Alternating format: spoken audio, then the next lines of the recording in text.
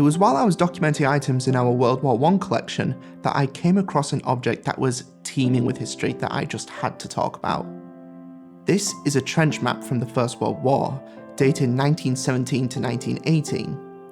What initially intrigued me was that it was a region that I had no real knowledge of prior to this. It depicts the area of Doiran in present-day North Macedonia. If you ask most people to imagine the First World War, they will likely think of muddy trenches in the fields of France, but this map tells a slightly different story of a battle that is less well known to many, including myself.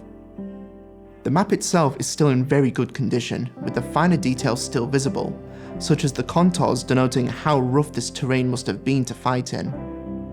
A small typed note in the bottom tells us a bit more about how these maps would have been made, citing aerial photography and intelligence gathered from a captured German map. We can also see notes and annotations from the soldiers that carried this map, saying who they were and what regiment they belonged to.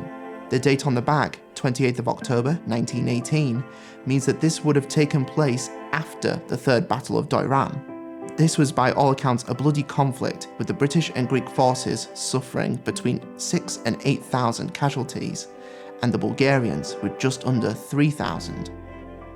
What I found most interesting about this object was the vast amount of information you can glean from a single piece. From this, we can gather details on how battle and trench maps at the time were made. We can gain an idea of the region this battle took place in, as well as some of the soldiers who fought there, with the names and regiments signed on the back. Even the small annotations and folds, where the map had been opened and closed countless times, really brings it to life.